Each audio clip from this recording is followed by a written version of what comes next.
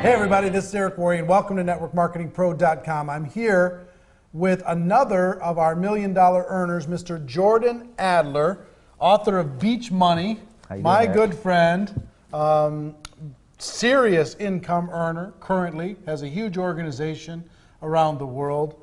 And Jordan and I have become friends over the course of the last couple of years, and it's been a really fun journey to get to know one of the really good guys in the network marketing profession.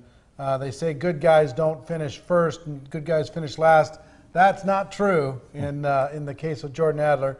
What we're going to talk about today is some of like we do with all the $1 Million earner interviews, a little of the background.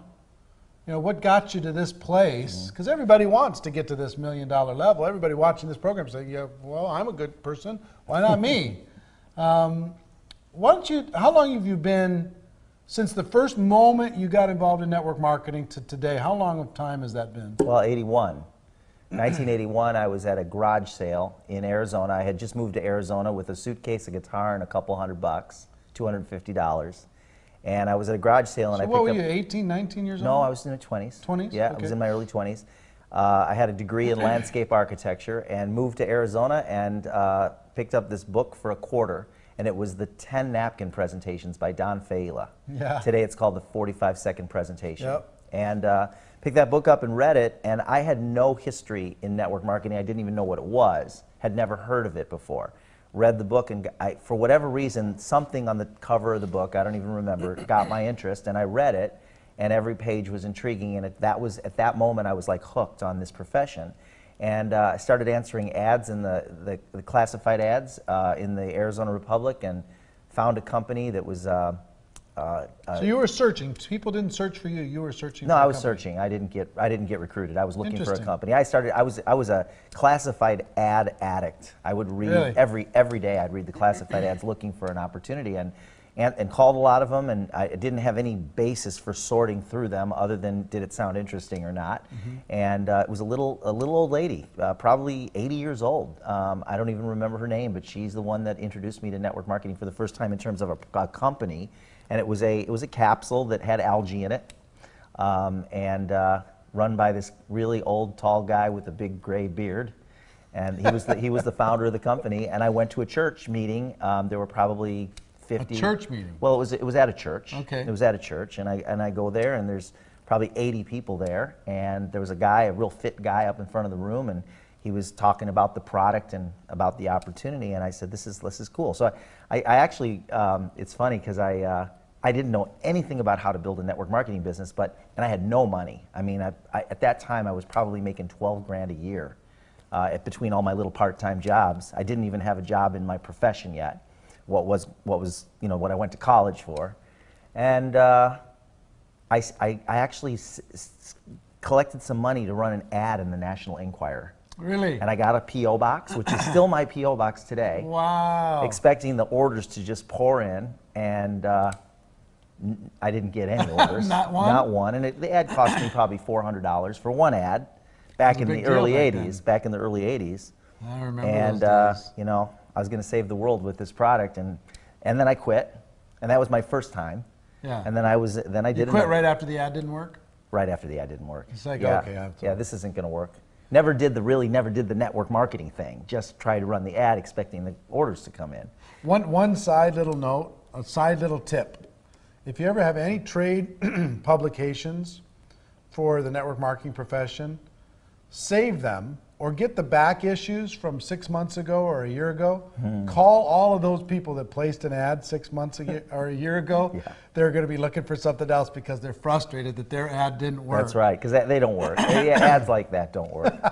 But I learned, this is how I learned, you know. So I quit that company, and then there was another one. It was a But it was in your blood a little bit. Yeah, it was, and 3D cameras, and wow, the original long distance network marketing company, and I did a grocery coupon program, and got involved with the big A company twice, and so I was in and out of companies for between 1981 and 1992.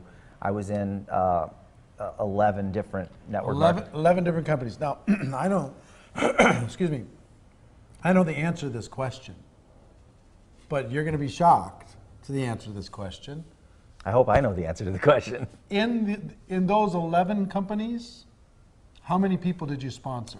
Never signed up a single person. Didn't sponsor one person. In 10 years. 10 in years. 10 years. Never got a check. Not one check. And he's currently $1 million earner. In 10 years. So if you're struggling because you've only signed up a handful, you're way ahead of schedule. That's right. When it comes to, I just find that stunning. Well, it's just the draw of the lifestyle. You didn't have one person that took pity on you? No, not one. I did manage to get a few people to come to, I got one guy to come to the 3D camera company opportunity meeting, and he was broke and he never signed up. And I got a lot of guests to come to the travel club. That company didn't last long, but I got a lot of guests to come to the travel club network marketing company. At the time I was in the airline industry, so it was a little bit easier, but nobody signed up. Right. And yeah, so, but for whatever reason, the lure of the lifestyle that this profession can provide. That was a stunner to me. It's still yeah. a stunner to me today. 11 Yeah. companies, not a single enrollment. Your friends have to be saying, Jordan has lost his marbles. Yeah, it's, you know, you hear people say, I burned up my warm market. They knew me as somebody that would get into a company, get really excited, would talk to them about it, they would shut me down, and that was the end. They knew me as that person. You know, they never knew me, and they knew me as the guy that had a broken down car that sat in the street for literally for 3 years while I took the bus to work. And they knew me as the person because some of them were my close friends that would buy macaroni and cheese for 3 boxes for $1. Kraft yeah. macaroni and cheese, 3 boxes for $1, you know, and I lived on that and tuna a lot. And yeah, that's how When was they the knew last me. time you had Kraft macaroni and Oh, cheese? I love Kraft. I don't know when the last time I had it, but I still love it. Yeah? Yeah, still love it. Yeah. All right, so you've gone through these 11 companies. Then what happens? So my 12th company, and you know, here's the thing that, you know, I was looking for the company, and you know, it would be I get excited and then get depressed and get excited and get depressed, and all the while I was going to training seminars, I was listening to audio tapes back then. In fact, I started to have success when the audio tapes were still kind of out there. Today, you know, we've got CDs and MP3s and all that, but I stayed plugged in, and it wasn't like, oh, I have to do my personal development. I was craving it constantly. Yeah. I would read and listen to audio tapes. I'd climb up and down the mountain in Phoenix listening to audio tapes, just feeding. Squaw Peak, which today is Piestewa Peak. Yeah, yeah. Yeah, so I did that for years, and they say when opportunity and preparation collide. And so in 1992, I joined my 12th company and I figured out how to sign up about 1 distributor per month. I went out and got your first distributor. I got my. What did that feel like? Do you know? I don't remember who the first distributor was in that company, but I do know that I got a rhythm going where I was signing up about 1 distributor a month, and it averaged. My first year, I think I signed up 19 distributors in 24 months, and second year I signed up a few more, and over the course of 13 years, I signed up 129 people, which, if you figure it out, comes out to less than 1 a month. There's 144 months in 13 years, and I signed up 129. And from those 120, and it was really just, I finally figured out. That was a company, Excel Communications. Yeah, the telecom. Excel Communications back when telephone long distance was 10 cents a minute or 25. 30 cents a minute. 30 cents a 30 minute. cents a minute. People would switch out their long distance, and this company became a phenomenon. Right. And there was a book written about us, and became a huge. You know, the company was around for 16 years, and company left me. I didn't leave them. Yeah. The technology shifted. It's kind of like if you were in the record player business, vinyl record business, and you owned the factories, and you had the employees and the loans and the infrastructure, and then all of a sudden one day you've got CDs. That all goes away. That's what happened to us. That doesn't matter. But the bottom line was that I figured out how to consistently sign up about 1 distributor a month, and then I plugged people into the system that was in place within our company, and I got really good at promoting the system. And really, that's really all I did. And then out of those 129 people, and these numbers are pretty consistent among every single network marketing top leader, you'll find the numbers are pretty much the same. For every 100 people that they've personally signed up, there's usually 2 or 3 that drive most of the business in terms of their organizations, and there's a few that do a little, and there's about a third that do nothing.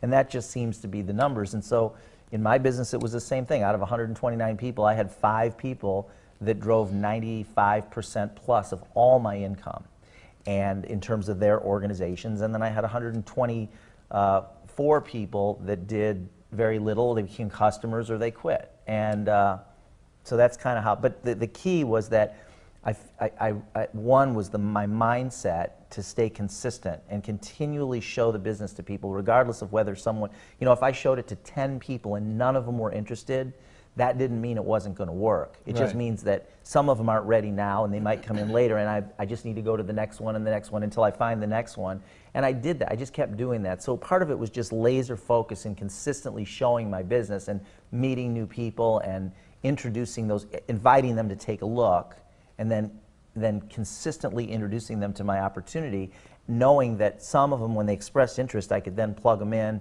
get them on a conference call, invite them to an opportunity meeting, and then start to consistently bring people in. Out of those 120 or so over the course of that year, or over the course of the 10 years? 13 years. 13 years? Mm-hmm. 129 people. How many of them did you know before you started that company? Probably just a handful. Of the ones I brought in. Yeah, I met a lot of them over the course of the time that I was there. You would meet people. Right. People who are saying, well, gosh, I've been in like 2 network marketing companies, so I have no chance of having a future because everybody I know knows that I tried these other 2 things, so I don't have any chance. Right. But you had 11. Yeah, and actually when I look at it, I worked for a major airline that had thousands of people. Some of those people I met, throughout the course of my career at the airline. And in the early days, my first year and a half or so, I would invite people from my job that I knew that were low risk, people that I knew that, and I did get in trouble at the airline. I did, for doing network marketing and trying to manage a staff of employees, a small staff of employees at the airline. But I was being very careful about it. And the people that I knew that I could trust, I would invite them to go get coffee. And at the time, again, my income was significantly under $20,000 a year at the airline. And I did not have money to buy people lunch. I mean, when we would go I could not buy people lunch 3 or 4 days a week. So what I would do is I'd pack my lunch, and then we would go and we'd go to a coffee place, and I could buy them coffee. Or if they wanted to buy my lunch, they could do that. And I started with a yellow pad and a black or blue felt tip pen. I drew circles and explained the program and gave them brochures and said, I think this is going to be big, and that's kind of how I started my business. And over the course of those 13 years, how much did you earn, approximately? $8 million. $8 million. So 11 companies, not one recruit. Then he has a breakthrough. Sponsors over the course of that period of time, 129 people, and developed an income of $8 million. That's right. Now, that's a great success story. But then you had your heart broken. You talk about the girls or the... No, no, it's a different kind of heartbreak. Okay, right. When the company went away on you. Yeah. So that was an interesting experience. It was very difficult, one of the most difficult times in my life, because I had thousands of friendships through that company, and I was traveling all over the world, and promises of a better life for people that were close to me, and all those kinds of things. And then one day I was at a seminar in LA, and we knew that there was trouble. There had been trouble for quite a while, but I had chosen that I was either going to ride it to the stars or go down with the ship, and I stayed. And what ultimately happened was I got a phone call while I was at the seminar from one of our top leaders saying it's over. I mean, we didn't get a letter. There was no corporate announcement or anything like that. It was just a phone call from one of the top leaders saying there's no more checks. And it was quite a shock, and I remember it was devastating. It was devastating, and I didn't know what direction at that point my career was going to take. Talk about the drive home. Yeah, I mean, I remember I was in tears with a very, very close friend of mine, and we were driving from LA to Phoenix, back to Phoenix, and my world was spinning. You start thinking about, you know what's going to happen in a situation like that is people scatter in different directions. Everybody finds different companies. People that were your closest friends, some of them you'll never see them again, just by the nature of it. And then, you know, being in a top position. So it wasn't about the loss of income for you. Not initially, but then I did have, you know, I had an overhead of over $20,000 a month at that point. And I did have savings, and I had some real estate that I'd purchased. I wasn't in financial trouble per se, but I did go through about $80,000 in savings in 4 months. And I did have to back things off to give myself time to rebuild, you know, with another company, if that's what I chose to do. So, I mean, it wasn't a thing where I could bleed like that every month forever. I could have probably gone for a couple of years. You just don't want to go through everything you've built up for that long. But so what I did was I went from two. Go ahead. Let me ask. Yeah. During that time, some other companies offered you some over big $1 million. bucks Yeah, $1 million. to come over. Yeah, And bring your team. that's right. And what'd you say? I said no. Why? I actually, there was a big telecom that's still in existence today. They had a budget of $20 million, and they offered each person $1 million to 20 people? 20 people, and 8 of them took the money. 5 of them are still there today, and they're doing very, very well years later. I chose not to do it because I personally did not want to go down the path of telecom anymore. That was just a personal choice. Not that it's bad. There's nothing wrong with that program. Those programs, I just didn't want to go that direction. And so I couldn't feel good about taking money and joining a company that I really didn't want to build. Right. And that's ultimately what it would have been. So I didn't go that route. I actually was offered a number of deals, different kinds of deals with different companies, and I chose not to go that route. I just chose to wait, which everybody said was a mistake. I chose to wait and really take my time and follow my heart versus trying to make a decision based on fear of loss. So that's just kind of how I did it. So then you found a new home. Found a new home. When was that? 7 years ago, actually, last month. Okay. Yeah. So you found a new home and started from scratch. Started from scratch, and because of the friendships that I'd created and the transition that had occurred, without getting into the politics of it, I just chose not to go and recruit people from my previous company, because many of them were the people that, if I had done that, I would have been trying to recruit people from the organizations of people that I considered to be my close friends. So I started with people that a lot of them had never been involved in network marketing before. The great majority of them I was not in business with at my last company. Over time, some of them have come over with me, but in the beginning, I started sponsoring about one person a week, and most of them had never done network marketing before. Some of them had looked at my last company but didn't get involved. Right. So over the course of these last 7 years, you've been able to replace and exceed. Yeah, absolutely. In fact, in about half the time, I've earned now with my current company the same amount of money that I made in my last company, only in half the time. Wow. Yeah. Wow. What do you think, you know, and I know today, Jordan he doesn't like to, you know, brag about himself. He's a humble man. And I think that's really cool about you. But you also live an unbelievable life. I do. You wrote this book, Beach Money, and if you haven't read the book, Beach Money, get the book, Beach Money. It's one of the best network marketing lifestyle books and also kind of philosophy books about our profession that's out there today. And also, proceeds from that book go towards a great organization. Give a little plug to Kiva. 100% of the profits from Beach Money go to an organization called Kiva, K-I-V-A. The website is kiva.org, and it's a phenomenal nonprofit that provides opportunities for entrepreneurs in third world countries to start businesses through loans. And the loans are then paid back, and then we can reloan the money back out. So we've helped entrepreneurs in some countries where they don't even have shoes, and they want to start a little farm stand, or somebody wants to buy a pickup truck so they can make deliveries. And so the loans go anywhere from $100 up to $1,000, and we've helped a couple thousand people start businesses all over the world. So, nice. It all keeps rotating, That's going right. back in, Yeah. going back in. Well, the idea of Beach Money is this fact that you have a 6-figure monthly income, and he's got a home. You know, where do you have homes? I've got a home in Phoenix, a condo in Phoenix. I've got a nice home in the mountains of Arizona in an old mining town. and then a beautiful condo on the Strip in Las Vegas, and then Crazy, unbelievable, over the top. and then a loft in the city of Chicago. Loft in the city of Chicago. Plus, he travels around the world Yeah. and some of the most beautiful locations ever.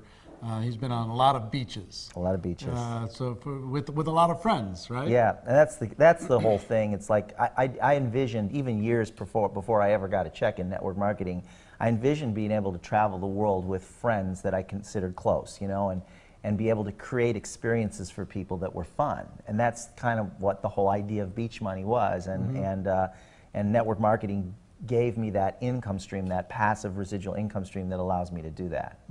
Yeah. Now, it's no fun unless you can share it with your friends. Exactly. Right? Going to the beach by yourself Yeah. versus going to the beach with a group of fun That's people. right. Yeah, and that's what we're doing here. Right, exactly. Yeah. So, in fact, this afternoon we're going to be jumping on a helicopter and flying around the islands. bouncing around? Yeah. Fun, fun. Well, one of the things that I've observed with Jordan that he is a genius at, and I don't even know if you recognize how much of a genius you are at it, but the idea of coming up with a simple daily method of operation for an organization that you can follow and you can teach, other people can follow and they can teach, Right. has probably, would you say that's been the secret Absolutely. to your success? Yeah. In my mind, because I'm a very, very simple person, and in my mind, I can take a concept and break it down into a simple 3 steps or a simple explanation that will allow people not just to get it, but be able to communicate it to others. And I believe that when somebody says, I can do this, then they want to do it, and they sign up. Right. And then if they can explain it to someone else such that that person can say, I can do this, then that individual wants to sign up. I always like to apply what I call the 8-year-old test. And the 8-year-old test is if an 8-year-old can do it and an 8-year-old can teach it now, then you should do it. If an 8-year-old can't do it and an 8-year-old can't teach it now, then you probably shouldn't do it because it may be really good for you, but it probably won't communicate through your organization. Right. So when I meet with somebody, when I lay something out for them or I'm explaining something to them, I want them to go, you know what? This looks good and I can do it. And then they go, I want to do it. Because it's great if they look at it and they go, wow, this looks really good, but I'm not really sure if I can do it. Right. You know, if the person that's communicating isn't communicating in such a way that they go, wow, you're really smart, well, that's probably not going to duplicate too well. Right. And there are systems out there that are really, really good. If you're good in sales, so you're excellent at sales and you can close anyone, well, that's great. You'll sign up a lot of people. But the people you sign up, they won't be able to close everyone because they don't see themselves as salespeople. Right. But if somebody looks at it and goes, this is pretty simple. I can see this. I can see me explaining it to someone else. Then they're going to say, yeah, I want to sign up for that. So in anybody's company, what you'd recommend is that they come up with a simple daily method of operation of 1, 2, or 3 things that everybody in the organization kind of agrees is, this is our baseline, this is what we'll do.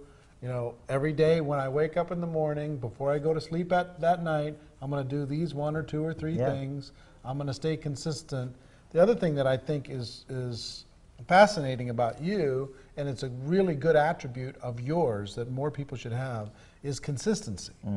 Consistency. Some people will, you know, they'll get off to a good start and then they won't stay consistent.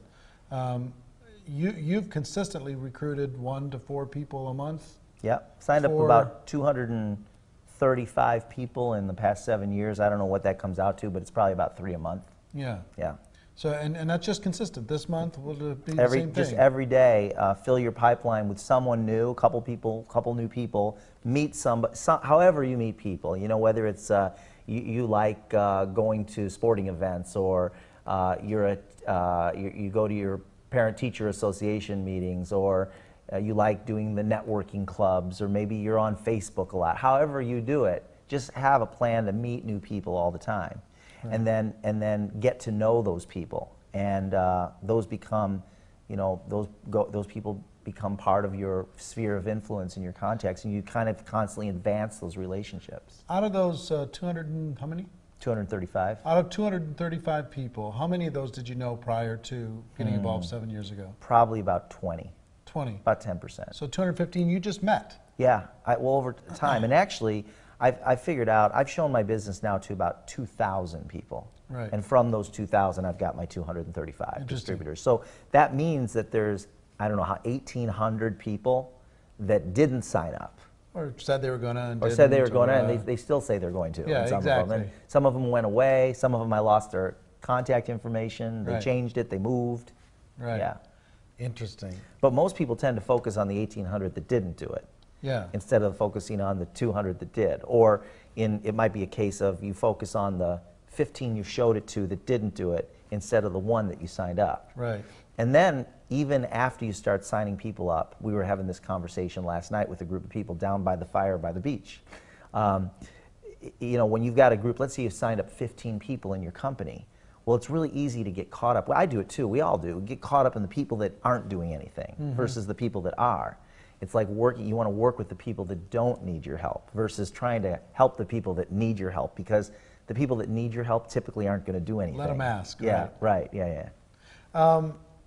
There's this big debate inside of network marketing. Do you lead with the product or do you lead with the opportunity?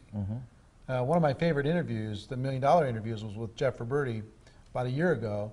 And he talks about, and he's made $60 million in the profession. He talks about you've got to create raving fans, otherwise nothing else makes sense. Other people say, you know, look, people, you know, the product will be the product, they'll fall in love with that over time, but you got to lead with the opportunity because people need money.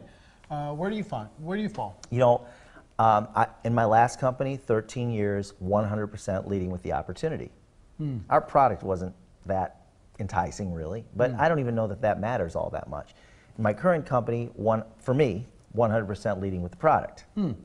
So I don't think there's one that's right or wrong, and I'm not just being a politician here. I don't think there's one that's right or wrong. It has to do with the company and the product? I think it's related to that, but I think you can have success either way, as long as you believe in whatever method you're introducing, you know.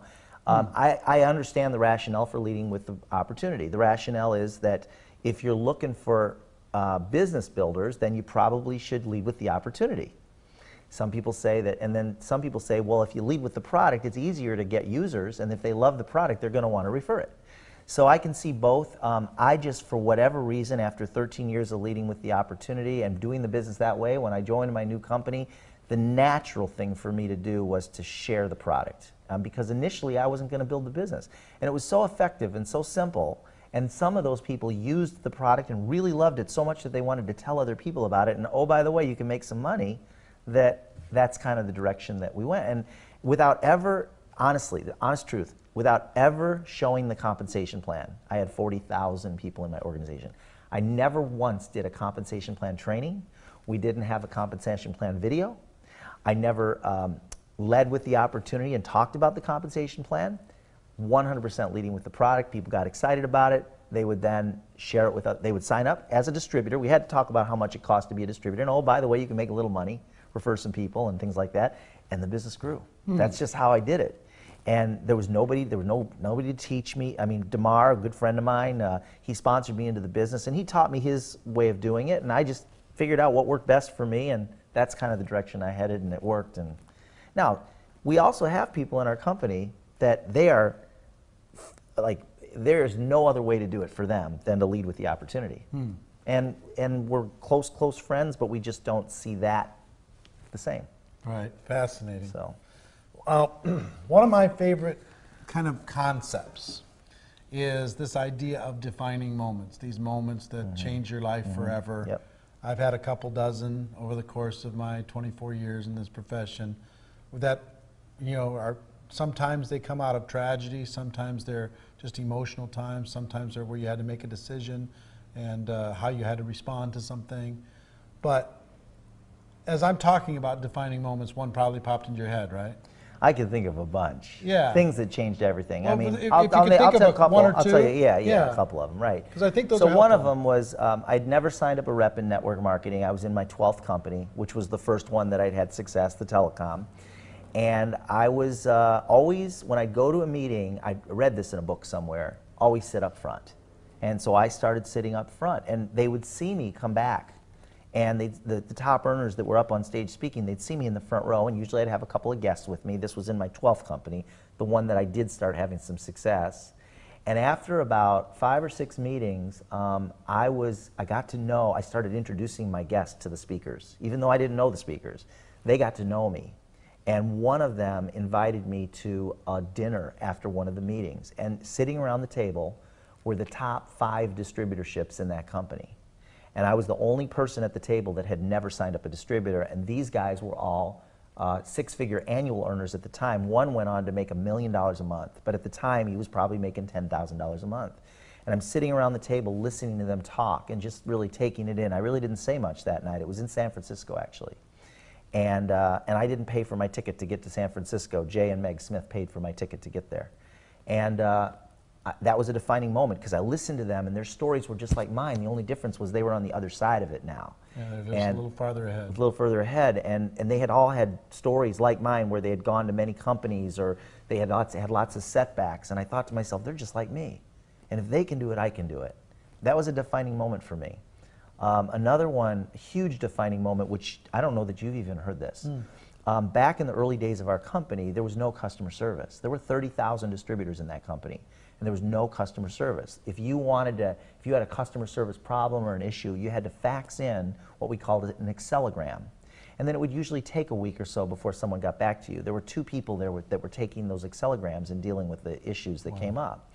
And when I left my job, I was making $1,500 a month in my network marketing business. I'd been with the company for a year and a half, and I left my job at the airline to go do network marketing full-time with the company, which was a mistake. It worked out, but it was a mistake at the time. The week that I left, the company completely lost my entire downline. Wow. Now, the people in my organization, they were still getting their small checks, but my organization did not exist in the company computer. And so I started faxing in the Excel-ograms because you couldn't call. There was nobody to call. And I had just left my job, had no income. I had bills to pay. I had to pay my rent, had to pay my car payment, no income. And this went on for months, faxing in, trying to get a hold of somebody, nobody to get a hold of. For every 1,000 people that would have happened to, 999 of them would have quit. I believed in the dream of the founder of the company. I understood the concept. I said, if this company's still around, and if anybody's making money, we'll get through this. I'm going to get through this, but I'm going to make money in this company. I stuck with it, and that was the company I made $8 million. But I could have quit just like I did all the others. I just and you learned. would have been justified. It would have been totally. Everyone would have said, you know, you made the right decision. No one would have blamed yeah, you. Right. And I can tell you 5 different times, at least 5 different times in that company, that I could have quit, and I would have never made the money if I had quit. And that's what most people do, and that's why most people never make it, because every company has major problems along the way, every one of them. And at some point, you know, you just make a personal decision, but I just chose to stick it. It was my personal choice. I chose to stick it out, and the result turned out good, you know? Well, look these people in the information you've given so far is priceless, awesome, amazing. Look into that camera. There's going to be 100,000 people that end up watching this and want what you have. Want it so bad they just can taste it. And they know they've got unfinished business inside of this profession, and they know that this can happen for them. What words of advice would you give them? You know, it's so important to get really clear on why you're doing the business. And, you know, as cliche as it sounds, if you look at what options are out there, I don't know of any other option where if you have very little time or very little money, you can start a business for under $1,000 and have the potential to earn tens of thousands or even hundreds of thousands of dollars a month. I just don't know of any. I have a college degree. Many of you have college degrees. Some of you might not. That's okay. That's great. Whatever. But I will tell you this. I spent, back in the 80s, in the 70s actually, I spent $60,000 on a college degree, and I had the loans and all that kind of thing, all that stuff that most people do. If you look at what you get after investing 4 years of your life and $50,000 to $100,000 in a degree, what are you guaranteed of? You're guaranteed of a piece of paper called a diploma, and then there's no one out there that's going to guarantee you a job. And then what's the predictable future of somebody that has a job for a period of, you know, 20 years, 30 years? What's the predictable future? Just look around you. And I thought, network marketing provides a vehicle that will produce an income stream, a few hundred, a few thousand or more that could fund anything you want to do in your life. I just don't know of anything else out there that can do that. Starting a traditional business, $20,000, $100,000 to start a traditional business, and the chances of success are very, very low. And not to mention all the headaches that come along, with that. And I don't know of any other opportunity out there like this that can provide this kind of potential. So the first thing you want to do is you want to get really clear on why you're doing the business. What's the dream that you have that's special just for you that will drive you through the tough times, because you're going to have the tough times. And what you need to do is you need to get around people that have done it, that are successful, get to know them, or at least read and listen to their CDs and audio, their CDs and their downloads and things like that, and really internalize that. And then there's so much we could talk about around this, but it's okay. I will tell you this: it's not easy, but it's definitely worth it.